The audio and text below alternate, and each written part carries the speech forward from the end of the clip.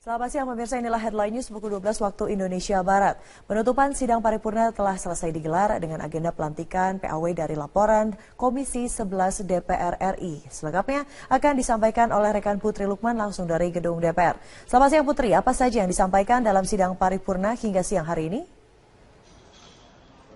Ya Widya, penutupan masa sidang keempat tahun 2015-2016 telah selesai digelar. Memang pada rapat paripurna kali ini sangat sepi anggota, namun dihadiri oleh seluruh pimpinan DPR RI dan langsung dipimpin oleh Wakil Ketua DPR RI Taufik Kurniawan.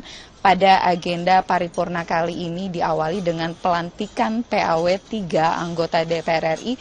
Yang pertama adalah Abdul Halim dari fraksi P3, Syed Abu Bakar dari fraksi Demokrat, dan Muhtamar Topo dari fraksi Hanura. Yang kedua dilanjutkan dengan laporan dari Komisi 11 mengenai fit and proper test dari KAP atau Kantor Akuntan Publik yang mereka adalah fungsinya dibentuk atau dipilih dari Komisi 11 untuk mengawasi kinerja BPK. Yang menarik dalam rapat paripurna hari ini Widya, 2 target dari DPR RI untuk menyelesaikan 2 RUU dan undang-undang juga tidak selesai, bahwa DPR RI menargetkan 2 target undang-undang ini selesai, diantaranya adalah mengenai revisi undang-undang pilkada yang tidak selesai pada masa sidang kali ini dikarenakan masih alot pembahasan mengenai syarat calon independen dan juga syarat calon partai politik. Fraksi masih meminta untuk syarat calon partai politik ini diturunkan pada angka 20 hingga 25%, sedangkan mengenai RUU teks amnesti ini masih baru saja dibentuk kemarin adalah panja dari pemerintah dan juga DPR, hingga Presiden Joko Widodo pun sudah menyiapkan jika RUU teks amnesti ini tidak selesai akan dikeluarkannya PP ataupun juga Perpu. Namun meski target ini tidak sampai pada masa penutupan sidang kali ini, Ketua DPR RI Ade Komarudin masih optimis akan selesai 2 pembentukan undang-undang ini pada awal masa sidang yang direncanakan pada 17 Mei 2016. Dan berikut adalah kutipan wawancara kami dengan Ketua DPR RI Ade Komarudin atau dalam pernyataannya di rapat paripurna. Tuhan yang Maha Kuasa yang telah memberikan rahmat, karunia dan hidayahnya kepada kita semua sehingga hari ini dapat bersama-sama hadir dalam rapat paripurna penutupan masa sidang 4 tahun sidang 2015-2016. Masa sidang ini telah berlangsung sejak tanggal 6 April 2016 hingga hari ini tanggal 29 April 2016. Sidang Dewan yang terhormat, dalam kesempatan ini izinkan kami menyampaikan hasil kegiatan DPR pada masa sidang 4 tahun 2015-2016. Dalam pelaksanaan fungsi legislasi, DPR telah menyusun rancangan peraturan DPR RI tentang tata cara penyusunan program legislasi nasional. Selain itu, DPR juga telah memutuskan RUU usul DPR tentang penyelenggaraan ibadah haji dan umroh. DPR juga terus bekerja keras untuk menyelesaikan pembahasan revisi Undang-Undang Nomor 8 Tahun 2015 tentang pemilihan gubernur, bupati, dan wali kota, dan akan disahkan pada bulan Mei 2016. Terkait dengan RUU tentang paten, tentang merek, tentang minuman beralkohol, akan dilanjutkan pembahasannya pada masa sidang 5 yang akan datang. DPR juga sedang melakukan penyusunan 10 RUU dan melanjutkan pembahasan 15 RUU yang menjadi prioritas. Sementara ada 2 RUU yang masih dalam proses harmonisasi di Badan Legislasi dan 5 RUU yang masih menunggu surat Presiden. Selanjutnya, DPR juga telah melakukan pembahasan atas RUU tentang pengampunan pajak dan sudah sampai pada tahap pembentukan panja. Memahami sangat pentingnya RUU ini, rapat-rapat panja akan dilaksanakan pada masa reses dan menjadi prioritas pengambilan keputusan pada awal masa sidang yang akan datang. Ya Putri, berdasarkan laporan Anda, peserta dari sidang paripurna ini terbilang sedikit. Namun apakah ada interupsi yang terjadi? Bila ada, apa saja interupsi yang sempat disampaikan dalam sidang paripurna? Putri. Ya memang Widya, dalam rapat paripurna hari ini memang sangat sepi anggota, hanya ada beberapa instruksi, dan yang menarik dalam instruksi kali ini adalah disampaikan dari Ansori Siregar yang merupakan anggota Komisi 9 dari fraksi PKS yang menyatakan bahwa untuk pimpinan DPR RI untuk segera melantik Wakil Ketua DPR RI Ledia Hanifah untuk menggantikan posisi Fahri Hamzah, namun dalam pernyataannya tadi langsung dibantahkan oleh pimpinan rapat paripurna kali ini, yakni Taufik Kurniawan, yang mengatakan bahwa hak tersebut sudah diserahkan kepada tim Biro Hukum DPR RI untuk mengkaji bagaimana nantinya pergantian, meski dari fraksi PKS mengatakan bahwa ini merupakan wewenang fraksi, namun dari DPR RI atau pimpinan mengatakan akan diserahkan langsung ke tim Biro Hukum apakah laporannya sudah sesuai, bagaimana pengkajian untuk pergantian Fahri Hamzah dengan Ledia Hanifah yang diberikan waktu selama waktu 3 minggu atau pada awal masa sidang berikutnya, yakni 17 Mei 2016. Tadi juga disampaikan oleh Ketua DPR RI Ade Komarudin bahwa dari awal masa sidang berikutnya akan sudah disiapkan 10 RUU dan melanjutkan pembahasan mengenai 15 RUU prioritas. Dan Widya, reses atau masa reses ini akan berlangsung pada esok hari, yakni tanggal 30 April 2016 hingga 17 Mei 2016. Widya. Baik, terima kasih rekan Putri Lukman melaporkan langsung dari gedung DPR RI. Selamat kembali bertugas. Pemirsa, Komisi Pemberantasan Korupsi menetapkan tersangka baru yaitu anggota Komisi 5 DPR Andi Taufantiro dari fraksi PAN. Andi ditetapkan sebagai tersangka atas kasus suap korupsi pembangunan sarana infrastruktur di Kementerian PUPR. Kasus ini merupakan pusaran dari suap kasus Damayanti Wisnu Putranti. Oke, cukup ya. Terima kasih. Assalamualaikum. Pelaksana Harian Kabiro Humas KPK Yuyu Andriati menjelaskan penetapan korupsi penerimaan hadiah atau janji kepada anggota DPR. Dan Andi diduga menerima suap terkait dengan proyek pembangunan Jalan Maluku di bawah Kementerian PUPR. Andi diduga menerima suap dari Direktur PT Windu Tunggal Utama Abdul Qoir selaku pelaksana proyek pembangunan jalan di Maluku dan juga Maluku Utara. Abdul Qoir sebelumnya telah ditetapkan sebagai tersangka pemberi suap dalam kasus yang sama. Selain Andi Taufantiro, KPK juga telah menetapkan tersangka yaitu 2 anggota Komisi 5 DPR. Mereka adalah Damayanti Wisnu Putranti dan Budi Supriyanto.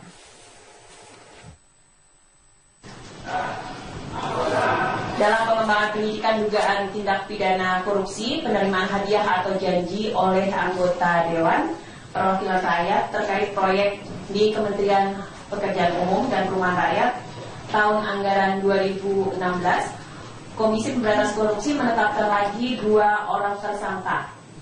Mereka adalah ATP, ini adalah anggota DPR RI pada Komisi 5 DPR RI periode 2014-2019. Dan yang kedua adalah AHM. Dia adalah Kepala Balai Pelaksanaan Jalan Nasional BPJN 9 Maluku. Jakarta terus bergulir, Komisi 4 DPR RI dan Menteri Kelautan dan Perikanan sepakat menghentikan proyek reklamasi ini. Sementara itu, Wakil Gubernur DKI Jakarta Jarod Saiful Hidayat berharap semua pihak yang berkepentingan untuk duduk bersama mencari solusi terbaik. Polemik seputar proyek reklamasi di Teluk Jakarta terus bergulir. Menteri Kelautan dan Perikanan Susi Pujiastuti pun memutuskan untuk menghentikan proyek reklamasi ini. Senada dengan Susi, Wakil Ketua Komisi 4 DPR RI Herman Khairun menyatakan ada sejumlah masalah dalam reklamasi Teluk Jakarta, termasuk masalah terkait hasil analisis dampak lingkungan atau AMDAL yang dilakukan secara parsial. Dampak terhadap lingkungan di sana ini kan sangat integrated gitu ya, sangat kompleks, sehingga penyelesaian dan tinjauan terhadap aspek legalnya juga sangat kompleks gitu. AMDAL misalkan tidak bisa dibuat AMDAL parsial, pulau A AMDALnya sendiri, pulau B AMDALnya sendiri, pulau C nggak bisa karena ini kawasan strategis nasional, harus dibuat AMDAL regional karena satu dan lainnya terkait mempengaruhi terhadap sistem daratan yang ada dan sangat berpengaruh terhadap sistem perairan laut di sana. Untuk meredakan polemik seputar reklamasi di Teluk Jakarta ini, Wakil Gubernur DKI Jarod Saiful Hidayat meminta pemerintah pusat dan daerah untuk duduk bersama agar silang pendapat tidak terus terjadi. Ketemulah, ngobrol lah, diskusi lah, untuk menyinkronkan supaya ada kepastian. Bu Susi, Bu Siti Nurbaya, ya, kemudian kita begitu ya, kita bicara sama-sama ada kepastian. Nggak terbang ambing macam-macam dan tidak gaduh gitu loh, ngomong lah gitu ya. Sementara itu, Komisi Pemberantasan Korupsi terus mengusut kasus dugaan suap pembahasan Raperda Reklamasi Teluk Jakarta dengan memeriksa sejumlah saksi, baik dari pihak pengembang, DPRD DKI, maupun dari unsur Pemprov DKI Jakarta. Ya, keterangan-keterangan itu kan sebenarnya kan masih apakah mereka itu ada hubungannya dengan proses suap menyuap ini yang antara Sanusi dengan yang sudah ditetapkan tersangka itu, apakah mereka ikut ambil bagian dalam proses itu. Sedangkan hasilnya karena masih didalamin terus ya, kami mudah-mudahan minggu depan kali. Kasus seputar reklamasi Teluk Jakarta muncul setelah adanya operasi tangkap tangan KPK yang menciduk Ketua Komisi DPRD DKI Jakarta M. Sanusi yang kini telah menjadi tersangka. Selain Sanusi, KPK juga telah menetapkan 2 tersangka lainnya, yaitu Direktur Utama PT APL Aris Manwijaya dan karyawan PT APL Trinanda Prihantoro. Tim Liputan Metro TV. Pemirsa, polemik pembelian lahan Rumah Sakit Sumber Waras mengemuka setelah adanya perbedaan antara hasil audit Badan Pemeriksa Keuangan dengan data yang dimiliki pemerintah Provinsi DKI Jakarta terkait dengan lokasi tanah dan nilai jual objek pajak dalam proses jual belinya. Ya, BPK yang sempat melaporkan hal ini ke Presiden membuat Pemprov DKI menyerahkan sepenuhnya pemeriksaan ke Komisi Pemberantasan Korupsi. Kami sore lalu, Kepala BPK Hari Azhar Aziz mendatangi Istana Negara menemui Presiden Joko Widodo dalam rangka melaporkan hasil audit BPK terhadap sejumlah instansi pemerintahan selama 2 semester terakhir di tahun 2015. Laporan tersebut juga meliputi hasil audit investigasi BPK terhadap pembelian lahan Rumah Sakit Sumber Waras oleh pemerintah Provinsi DKI Jakarta tahun 2014. Saat ditemui di Balai Kota, Gubernur DKI Jakarta Basuki Cahayapurnama mengaku tidak terlalu mempermasalahkan pelaporan yang dilakukan Azhar kepada Presiden. Basuki atau Ahok menuding audit yang dilakukan BPK menyalahi prosedur sehingga hasilnya pun patut dipertanyakan. Satu, dia bilang kenapa kerugian NJOP tidak sesuai. Yang menetapkan NJOP siapa? Kami. Tapi yang menentukan zonasi siapa? Dari pusat. Terus alamatnya nggak sesuai. Yang menentukan alamat di sertifikat itu siapa? BPN. Jadi terus apalagi yang disembunyikan? Kepres 40 tahun 2014 yang boleh beli di bawah 5 hektar itu dihilangkan oleh BPK. Dia menggunakan Undang-Undang Nomor 2 tahun 2012 yang sudah tidak bisa dipakai untuk posisi ini gitu loh. Adanya 2 sertifikat kepemilikan lahan sumber waras dibenarkan oleh Kepala Badan Pertahanan Nasional Jakarta Barat. Namun sertifikat yang digunakan untuk transaksi jual beli dengan Pemprov DKI adalah yang memiliki hak guna bangunan dengan nomor 2878. Nah, itu hanya mengembalikan batas karena yang dibeli itu berdasarkan sertifikat 2878 Kelurahan Tomang itu luasnya kan 36,410 meter. Nah, itu dikembalikan di posisi itu. Berarti nanti dipasang batas baru sesuai luas yang dijual. Kasus pembelian lahan sumber waras oleh Pemprov DKI Jakarta yang disinyalir mengalami penyimpangan kini masih diproses oleh Komisi Pemberantasan Korupsi. KPK menyatakan sangat hati-hati dalam mengusut kasus ini. Makanya itu kalau untuk kehati-hatian mestinya sebelum sebelum dibeli sesuai dengan NJOP mungkin tanya kepada, karena ada masyarakat appraisal, apakah memang harganya bergerak secara cepat dari harga yang kemarin ditawarkan oleh Ciputra ke NJOP, itu juga pertanyaan. Itu yang termasuk yang kita dalami. Adanya perbedaan tafsir dalam nilai jual objek pajak atau NJOP sumber waras dari BPK RI dan Pemprov DKI Jakarta membuat KPK terus mendalami dan memeriksa sejumlah saksi secara intensif. KPK tidak mau gegabah dan meminta masyarakat memberi ruang bagi KPK menyelidiki kasus yang menyita perhatian publik ini. Tim Liputan Metro TV. Ya, dan terkait polemik pembelian lahan ini, Rumah Sakit Sumber Waras Jakarta menggelar konferensi pers siang ini terkait polemik hasil audit Badan Pemeriksa Keuangan dengan Gubernur DKI Jakarta Basuki Cahayapurnama atau Ahok. Ya, dan tadi seperti yang Ketua KPK sampaikan, KPK saat ini memilih untuk berhati-hati untuk menyelidiki hasil temuan BPK dan fakta yang ada di lapangan. Rekan kami Wilson Purbaka melaporkan informasi selengkapnya dari Rumah Sakit Sumber Waras Jakarta.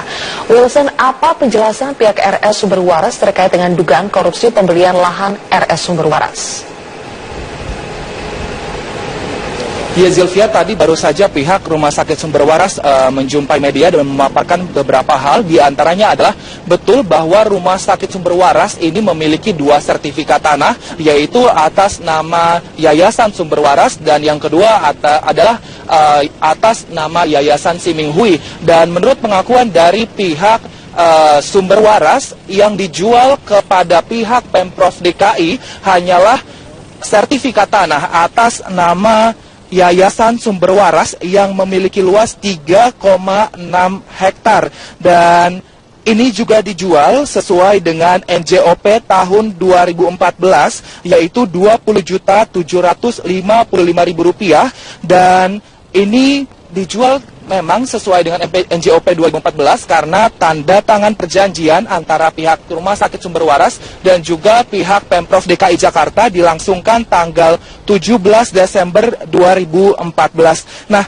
yang menarik di sini adalah dari 2 sertifikat tanah ini, pihak Rumah Sakit Sumber Waras hanya memiliki 1 surat PBB, yaitu surat PBB yang dikeluarkan tahun 1970 yang menyatakan bahwa Rumah Sakit Sumber Waras memiliki tanah seluas 6,9 hektar dan terletak di Jalan Kiai Tapa.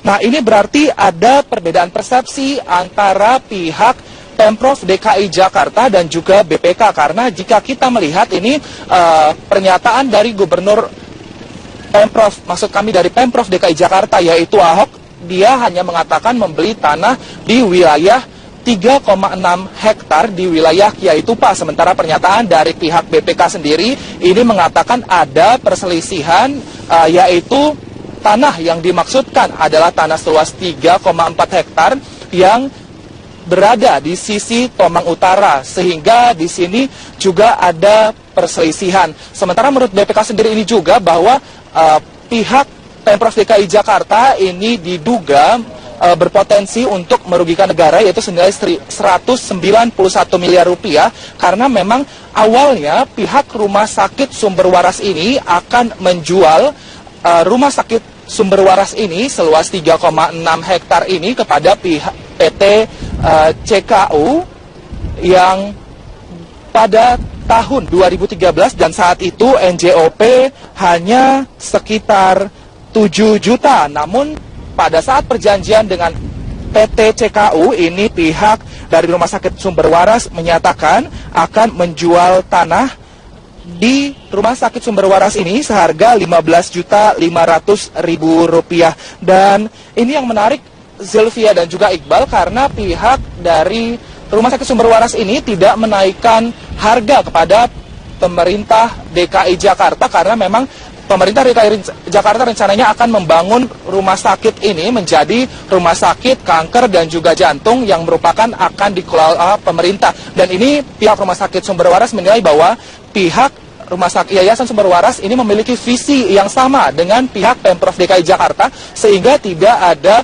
kenaikan harga NJOP. Maksud kami tidak ada kenaikan harga terhadap penjualan ke pihak Pemprov DKI Jakarta. Dan saat ini juga pihak Rumah Sakit Sumber Waras tadi yang diwakili oleh Abraham Tejanegara yang merupakan dirut dari Rumah Sakit Sumber Waras ini juga sudah memaparkan hal ini kepada pihak BPK dan juga KPK, sehingga pihak KPK sudah sepenuhnya mengetahui hal ini, dan inilah yang saat ini sedang diselidiki KPK karena ada selisih maksud kami 191 miliar yang ditemukan BPK ini tidak sesuai dengan apa yang dikatakan oleh Pemprov DKI Jakarta. Dan saat ini juga pihak KPK sangat berhati-hati untuk menyelesaikan kasus ini karena ingin menyesuaikan fakta yang diterima dari BPK dan juga ingin menyesuaikan dengan fakta di lapangan.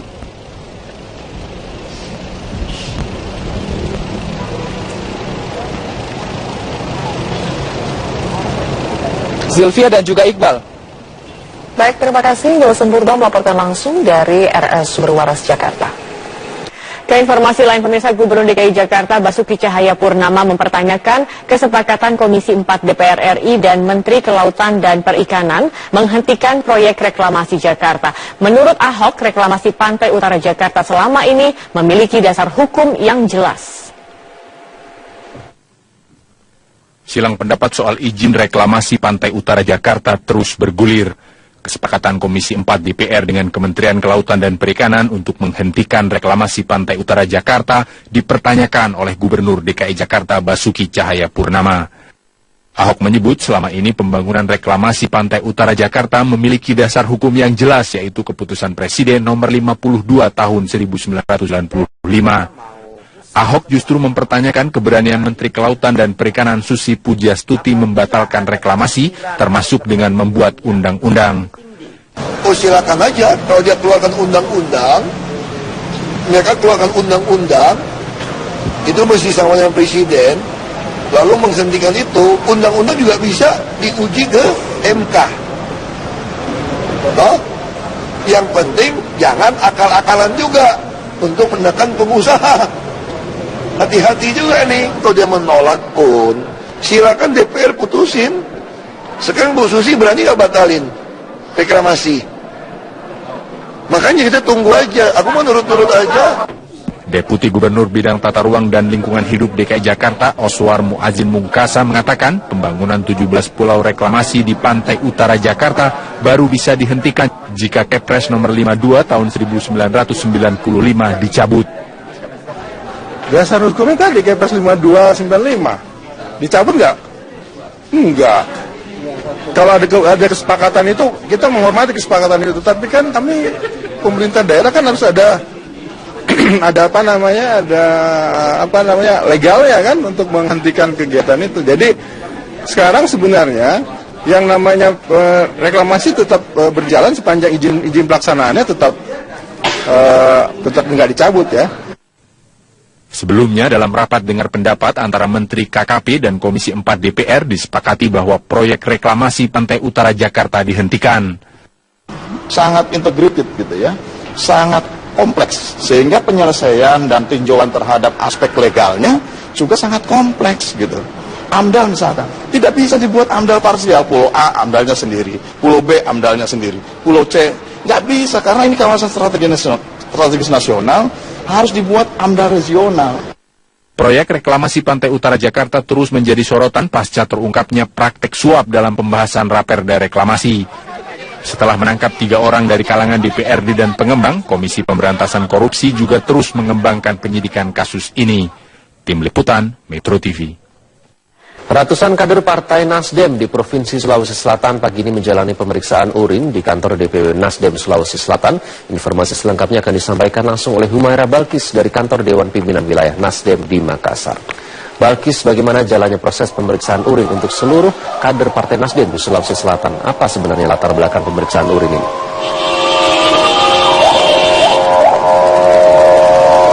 Iqbal, perwakilan dari BNN Provinsi Sulawesi Selatan yaitu Kasih Pemberdayaan Masyarakat Ishak Iskandar dan beberapa orang lainnya baru saja tiba di kantor DPW Partai Nasdem Sulawesi Selatan untuk memeriksa ratusan kader Partai Nasdem yang saat ini sedang melakukan rapat koordinasi.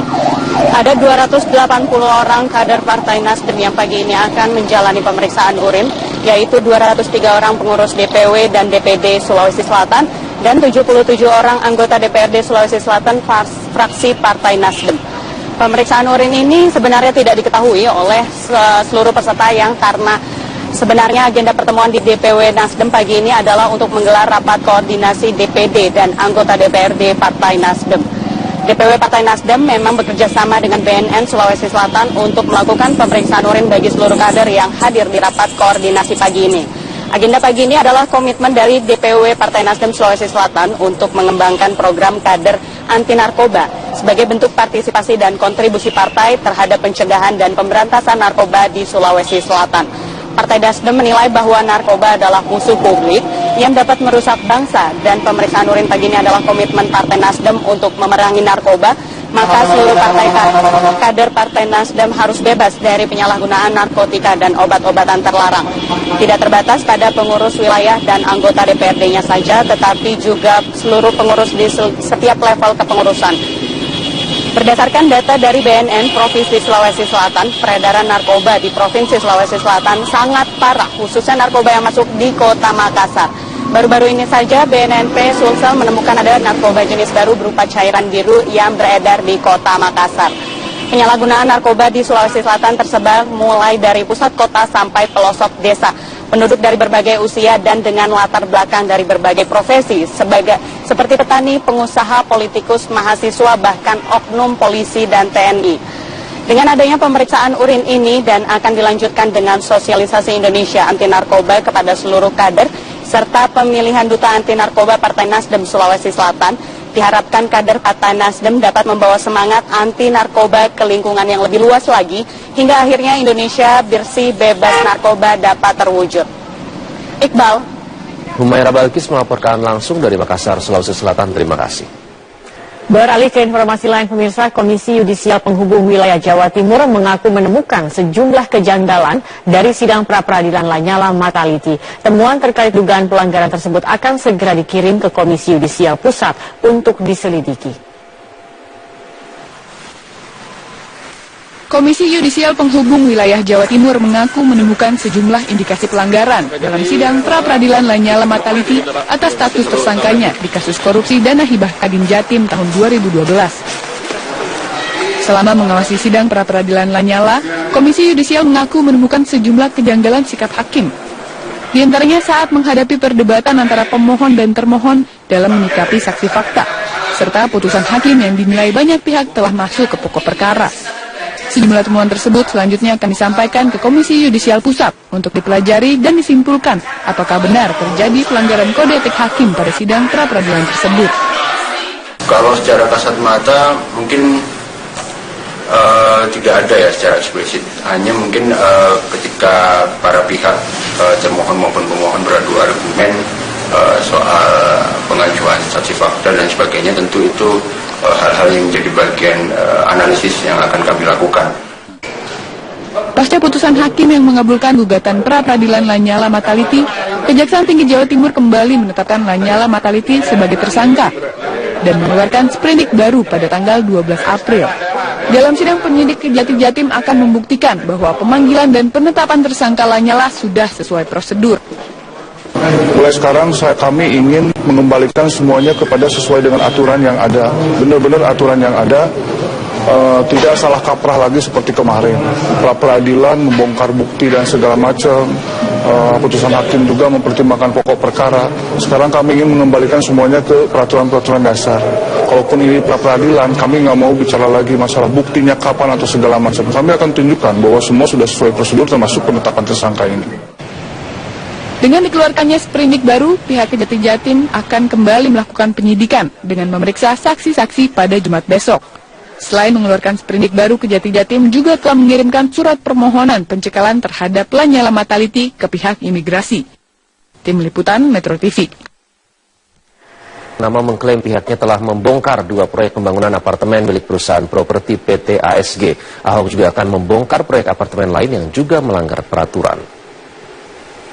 Proyek pembangunan apartemen milik PT ASG yang terletak di kawasan Kemayoran, Jakarta Pusat, serta kawasan Fatmawati, Jakarta Selatan telah dibongkar oleh pemerintah Provinsi DKI Jakarta. Pemprov mengaku telah berulang kali melayangkan surat peringatan, namun tidak digubris, sehingga pembongkaran kedua apartemen milik PT ASG ini terpaksa dilakukan.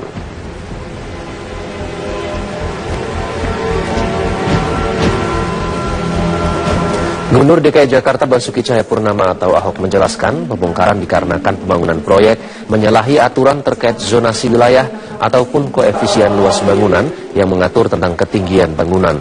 Ahok menambahkan pihaknya juga akan membongkar proyek pembangunan apartemen milik ASG lainnya yang terletak di kawasan Kedoya, Jakarta Barat karena telah melanggar koefisien lantai bangunan atau KLB yang sebelumnya ditetapkan. Saya udah bongkar 2 proyek Agung Sedayu Group. Satu di Kemayoran, apartemen. Kemarin, saya udah peringatin dia masih bandel, kita bongkar di Fatmawati.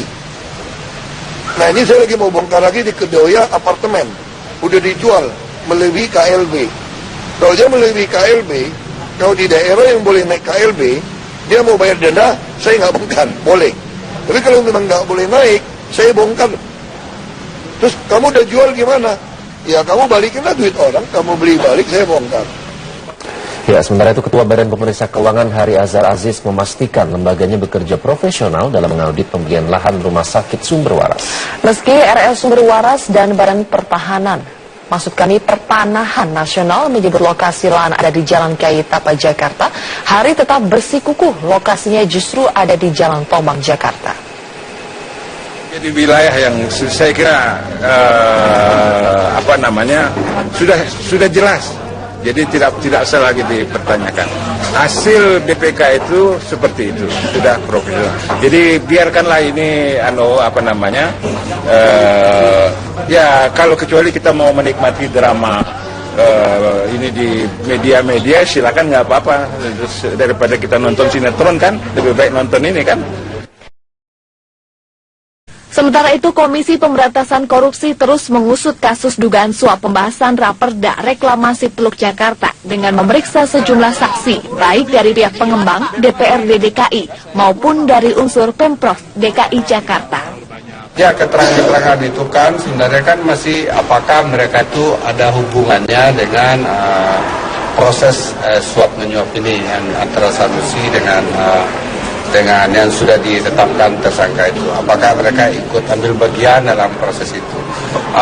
Sedangkan hasilnya karena masih didalamin terus ya, kami mudah-mudahan minggu depan kali. Kasus seputar reklamasi Teluk Jakarta muncul setelah adanya operasi tangkap tangan KPK yang menciduk Ketua Komisi DPRD DKI Jakarta M. Sanusi yang kini telah menjadi tersangka. Selain Sanusi, KPK juga telah menetapkan 2 tersangka lainnya, yaitu Direktur Utama PT APL Aris Manwijaya dan karyawan PT APL Trinanda Prihantoro. Tim Liputan Metro TV. Pemirsa, polemik pembelian lahan Rumah Sakit Sumber Waras mengemuka setelah adanya perbedaan antara hasil audit Badan Pemeriksa Keuangan dengan data yang dimiliki pemerintah Provinsi DKI Jakarta terkait dengan lokasi tanah dan nilai jual objek pajak dalam proses jual belinya. Ya, BBK yang sempat melaporkan hal ini ke Presiden membuat Pemprov DKI menyerahkan sepenuhnya pemeriksaan ke Komisi Pemberantasan Korupsi.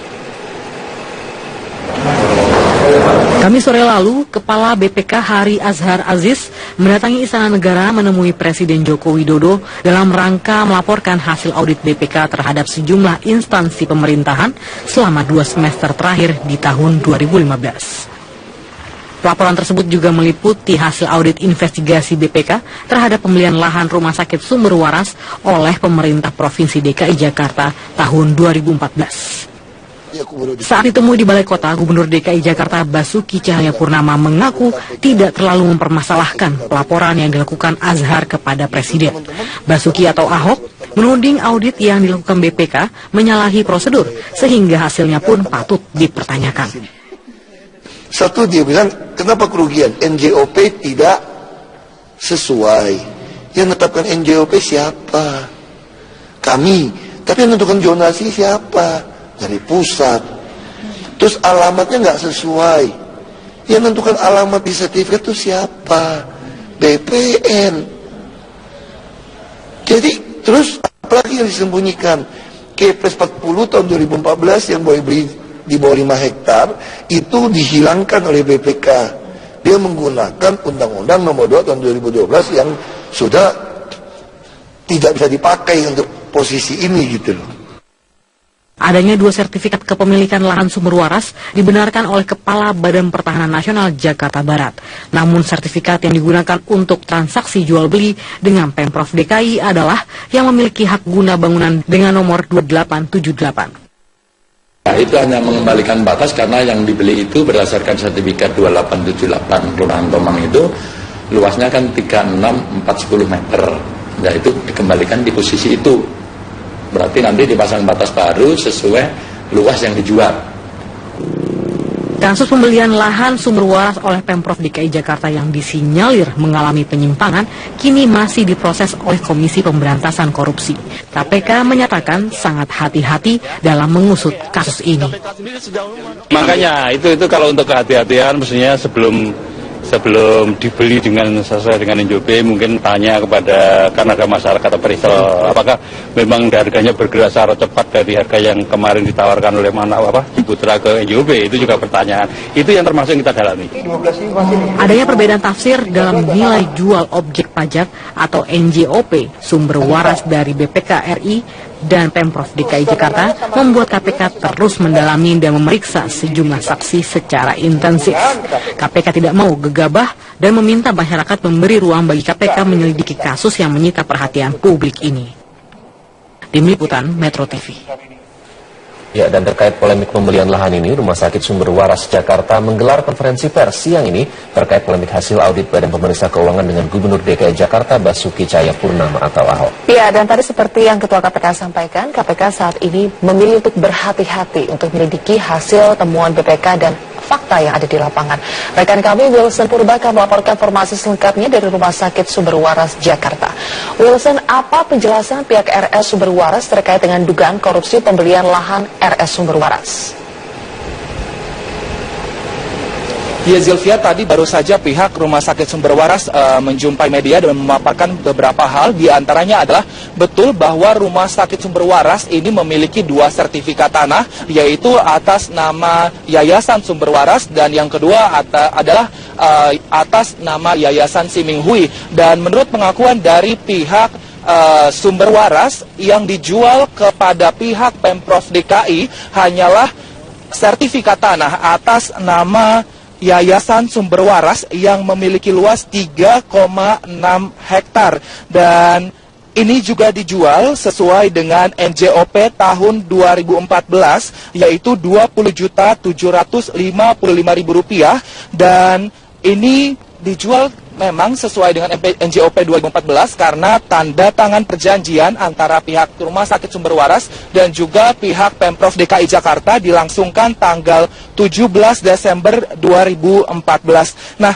yang menarik di sini adalah dari 2 sertifikat tanah ini, pihak Rumah Sakit Sumber Waras hanya memiliki 1 surat PBB, yaitu surat PBB yang dikeluarkan tahun 1970 yang menyatakan bahwa Rumah Sakit Sumber Waras memiliki tanah seluas 6,9 hektar dan terletak di Jalan Kiai Tapa.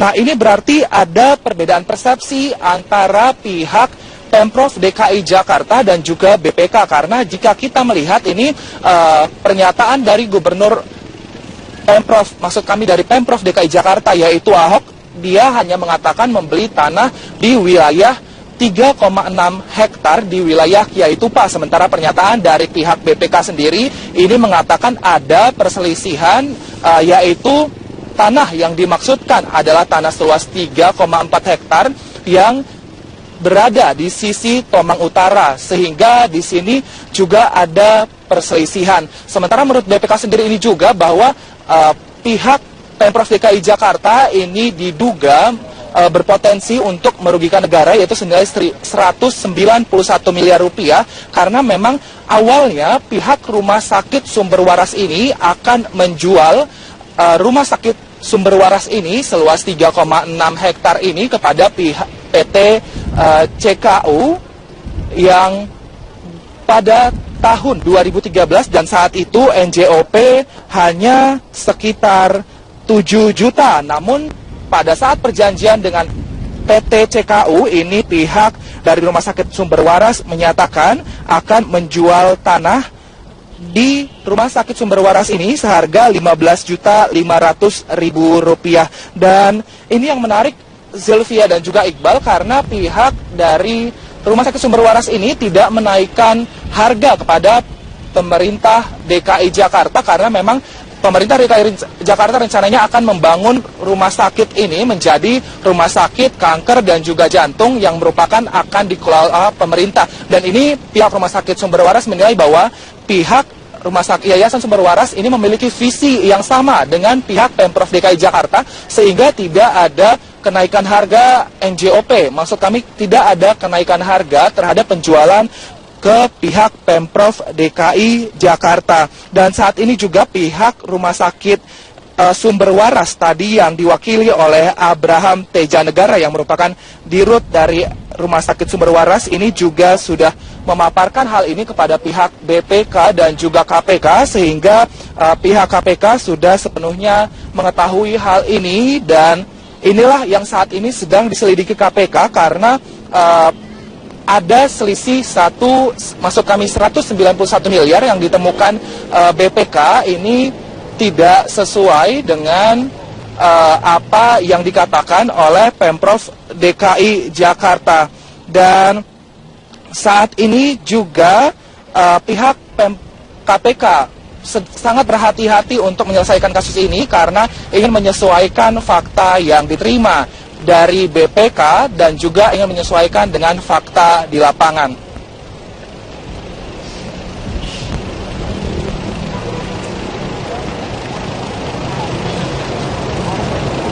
Zilvia dan juga Iqbal. Baik, terima kasih. Wilson Purba melaporkan langsung dari RS Sumber Waras, Jakarta. Ke informasi lain, pemirsa, Gubernur DKI Jakarta Basuki Cahayapurnama mempertanyakan kesepakatan Komisi 4 DPR RI dan Menteri Kelautan dan Perikanan menghentikan proyek reklamasi Jakarta. Menurut Ahok, reklamasi Pantai Utara Jakarta selama ini memiliki dasar hukum yang jelas. Silang pendapat soal izin reklamasi Pantai Utara Jakarta terus bergulir. Kesepakatan Komisi 4 DPR dengan Kementerian Kelautan dan Perikanan untuk menghentikan reklamasi Pantai Utara Jakarta dipertanyakan oleh Gubernur DKI Jakarta Basuki Cahayapurnama. Ahok menyebut selama ini pembangunan reklamasi Pantai Utara Jakarta memiliki dasar hukum yang jelas, yaitu keputusan Presiden. Selamat siang pemirsa, inilah headline news pukul 12 waktu Indonesia Barat. Penutupan sidang paripurna telah selesai digelar dengan agenda pelantikan PAW dari laporan Komisi 11 DPR RI. Selengkapnya akan disampaikan oleh rekan Putri Lukman langsung dari gedung DPR. Selamat siang Putri, apa saja yang disampaikan dalam sidang paripurna hingga siang hari ini? Ya Widya, penutupan masa sidang keempat tahun 2015-2016 telah selesai digelar. Memang pada rapat paripurna kali ini sangat sepi anggota, namun dihadiri oleh seluruh pimpinan DPR RI dan langsung dipimpin oleh Wakil Ketua DPR RI Taufik Kurniawan. Pada agenda paripurna kali ini diawali dengan pelantikan PAW 3 anggota DPR RI. Yang pertama adalah Abdul Halim dari fraksi P3, Syed Abu Bakar dari fraksi Demokrat, dan Muhtamar Topo dari fraksi Hanura. Yang kedua dilanjutkan dengan laporan dari Komisi 11 mengenai fit and proper test dari KAP atau Kantor Akuntan Publik, yang mereka adalah fungsinya dibentuk atau dipilih dari Komisi 11 untuk mengawasi kinerja BPK. Yang menarik dalam rapat paripurna hari ini, Widya, 2 target dari DPR RI untuk menyelesaikan 2 RUU dan undang-undang juga tidak selesai, bahwa DPR RI menargetkan 2 target undang-undang ini selesai, diantaranya adalah mengenai revisi undang-undang pilkada yang tidak selesai pada masa sidang kali ini dikarenakan masih alot pembahasan mengenai syarat calon independen dan juga syarat calon partai politik. Fraksi masih meminta untuk syarat calon partai politik ini diturunkan pada angka 20 hingga 25%, sedangkan mengenai RUU teks amnesti ini masih baru saja dibentuk kemarin adalah panja dari pemerintah dan juga DPR, hingga Presiden Joko Widodo Widodo pun sudah menyiapkan jika RUU Teks Amnesti ini tidak selesai akan dikeluarkannya PP ataupun juga Perpu. Namun meski target ini tidak sampai, pada masa penutupan sidang kali ini Ketua DPR RI Ade Komarudin masih optimis akan selesai 2 pembentukan undang-undang ini pada awal masa sidang yang direncanakan pada 17 Mei 2016. Dan berikut adalah kutipan wawancara kami dengan Ketua DPR RI Ade Komarudin atau dalam pernyataannya di rapat paripurna.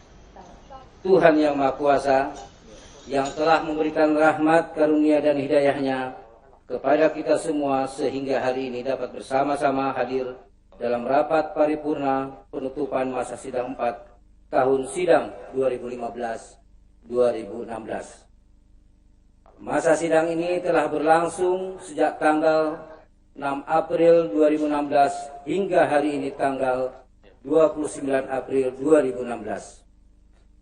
Sidang Dewan yang terhormat, dalam kesempatan ini izinkan kami menyampaikan hasil kegiatan DPR pada masa sidang 4 tahun 2015-2016. Dalam pelaksanaan fungsi legislasi, DPR telah menyusun rancangan peraturan DPR RI tentang tata cara penyusunan program legislasi nasional. Selain itu, DPR juga telah memutuskan RUU Usul DPR tentang penyelenggaraan ibadah haji dan umroh. DPR juga terus bekerja keras untuk menyelesaikan pembahasan revisi Undang-Undang Nomor 8 Tahun 2015 tentang pemilihan gubernur, bupati, dan wali kota dan akan disahkan pada bulan Mei 2016. Terkait dengan RUU tentang paten, tentang merek, tentang minuman beralkohol akan dilanjutkan pembahasannya pada masa sidang 5 yang akan datang. DPR juga sedang melakukan penyusunan 10 RUU dan melanjutkan pembahasan 15 RUU yang menjadi prioritas. Sementara ada 2 RUU yang masih dalam proses harmonisasi di Badan Legislasi dan 5 RUU yang masih menunggu surat Presiden.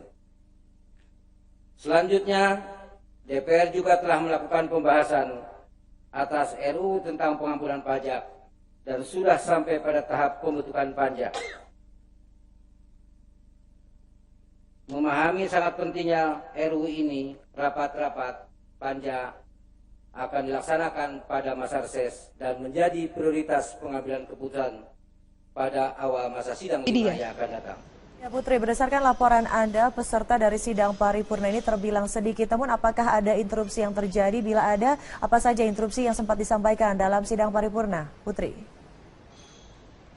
Ya memang Widya, dalam rapat paripurna kali hari ini memang sangat sepi anggota, hanya ada beberapa instruksi dan yang menarik dalam instruksi kali ini adalah disampaikan dari Ansori Siregar yang merupakan anggota Komisi 9 dari fraksi PKS yang menyatakan bahwa untuk pimpinan DPR RI untuk segera melantik Wakil Ketua DPR RI Ledia Hanifah untuk menggantikan posisi Fahri Hamzah, namun dalam pernyataannya tadi langsung dibantahkan oleh pimpinan rapat paripurna kali ini, yakni Taufik Kurniawan, yang mengatakan bahwa hak tersebut sudah diserahkan kepada tim Biro Hukum DPR RI untuk mengkaji bagaimana nantinya pergantian, meski dari fraksi PKS mengatakan bahwa ini merupakan wewenang fraksi, namun dari DPR RI atau pimpinan mengatakan akan diserahkan langsung ke tim Biro Hukum apakah laporannya sudah sesuai, bagaimana pengkajian untuk pergantian Fahri Hamzah dengan Ledia Hanifah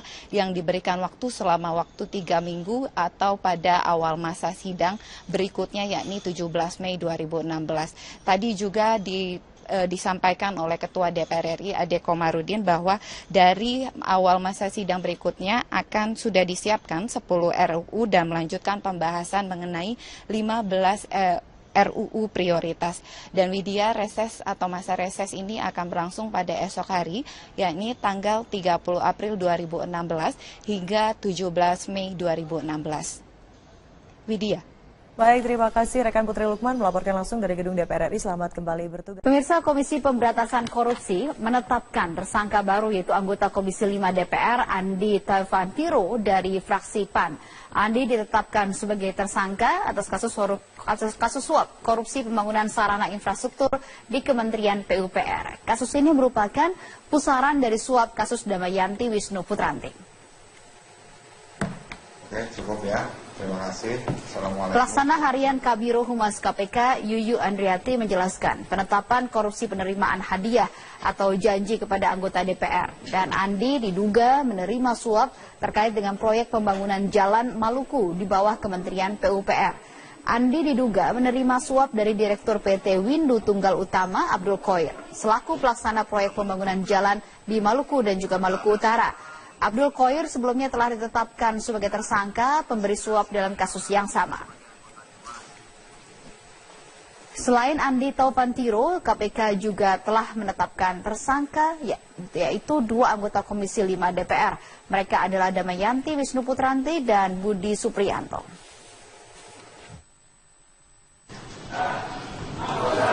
Dalam pengembangan penyidikan dugaan tindak pidana korupsi, penerimaan hadiah atau janji oleh anggota Dewan Perwakilan Rakyat terkait proyek di Kementerian Pekerjaan Umum dan Perumahan Rakyat tahun anggaran 2016, Komisi Pemberantasan Korupsi menetapkan lagi 2 orang tersangka. Mereka adalah ATP, ini adalah anggota DPR RI pada Komisi 5 DPR RI periode 2014-2019. Dan yang kedua adalah AHM.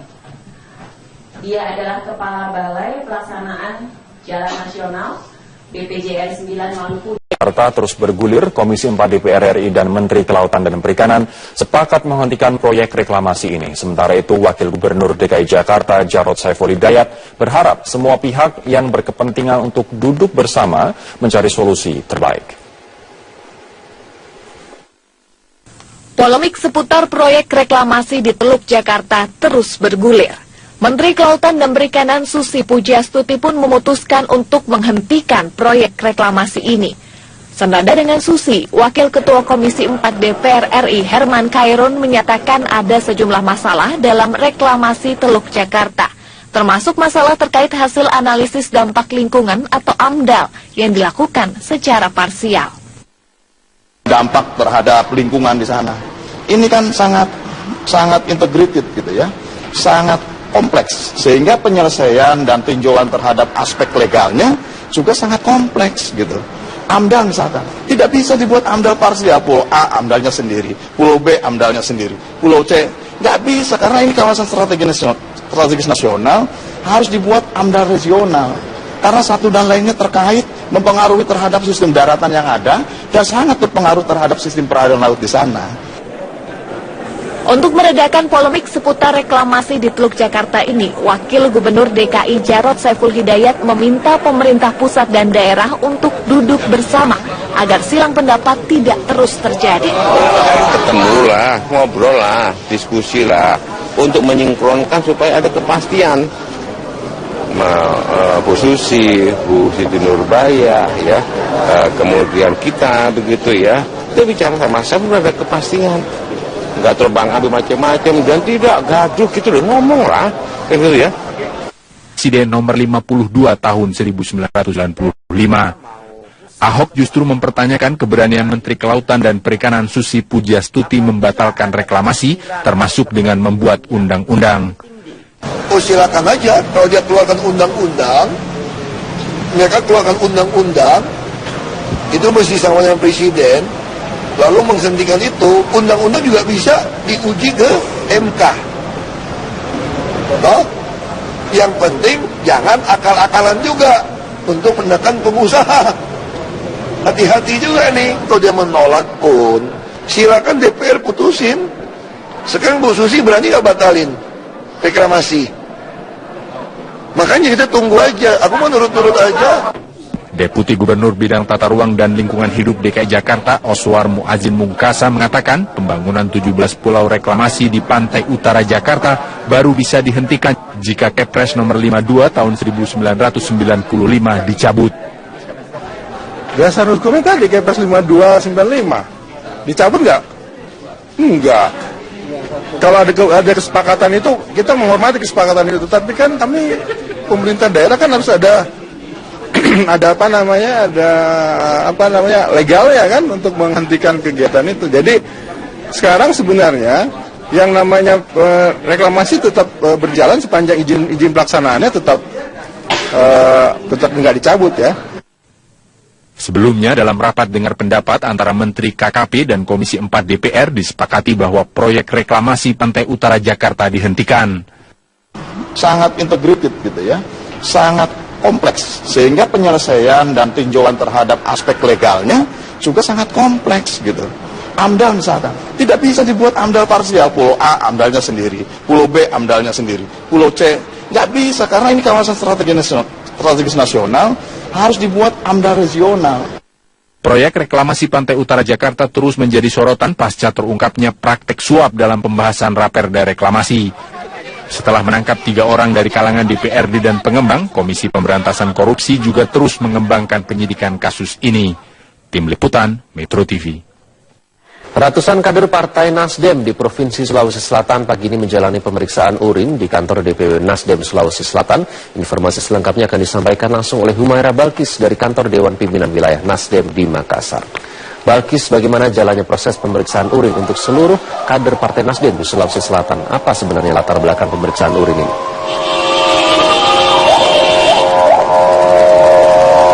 Iqbal, perwakilan dari BNN Provinsi Sulawesi Selatan yaitu Kasih Pemberdayaan Masyarakat Ishak Iskandar dan beberapa orang lainnya baru saja tiba di kantor DPW Partai Nasdem Sulawesi Selatan untuk memeriksa ratusan kader Partai Nasdem yang saat ini sedang melakukan rapat koordinasi. Ada 280 orang kader Partai Nasdem yang pagi ini akan menjalani pemeriksaan urin, yaitu 203 orang pengurus DPW dan DPD Sulawesi Selatan dan 77 orang anggota DPRD Sulawesi Selatan fraksi Partai Nasdem. Pemeriksaan urin ini sebenarnya tidak diketahui oleh seluruh peserta yang karena sebenarnya agenda pertemuan di DPW Nasdem pagi ini adalah untuk menggelar rapat koordinasi DPD dan anggota DPRD Partai Nasdem. DPW Partai Nasdem memang bekerja sama dengan BNN Sulawesi Selatan untuk melakukan pemeriksaan urin bagi seluruh kader yang hadir di rapat koordinasi pagi ini. Agenda pagi ini adalah komitmen dari DPW Partai Nasdem Sulawesi Selatan untuk mengembangkan program kader anti narkoba sebagai bentuk partisipasi dan kontribusi partai terhadap pencegahan dan pemberantasan narkoba di Sulawesi Selatan. Partai Nasdem menilai bahwa narkoba adalah musuh publik yang dapat merusak bangsa dan pemeriksaan urin pagi ini adalah komitmen Partai Nasdem untuk memerangi narkoba. Maka seluruh kader Partai Nasdem harus bebas dari penyalahgunaan narkotika dan obat-obatan terlarang. Tidak terbatas pada pengurus wilayah dan anggota DPRD-nya saja, tetapi juga seluruh pengurus di setiap level kepengurusan. Berdasarkan data dari BNN Provinsi Sulawesi Selatan, peredaran narkoba di Provinsi Sulawesi Selatan sangat parah, khususnya narkoba yang masuk di Kota Makassar. Baru-baru ini saja BNNP Sulsel menemukan ada narkoba jenis baru berupa cairan biru yang beredar di Kota Makassar. Penyalahgunaan narkoba di Sulawesi Selatan tersebar mulai dari pusat kota sampai pelosok desa. Penduduk dari berbagai usia dan dengan latar belakang dari berbagai profesi seperti petani, pengusaha, politikus, mahasiswa, bahkan oknum polisi dan TNI. Dengan adanya pemeriksaan urin ini dan akan dilanjutkan dengan sosialisasi Indonesia anti narkoba kepada seluruh kader serta pemilihan duta anti narkoba Partai Nasdem Sulawesi Selatan, diharapkan kader Partai Nasdem dapat membawa semangat anti narkoba ke lingkungan yang lebih luas lagi hingga akhirnya Indonesia bersih bebas narkoba dapat terwujud. Iqbal. Humaira Balkis melaporkan langsung dari Makassar, Sulawesi Selatan.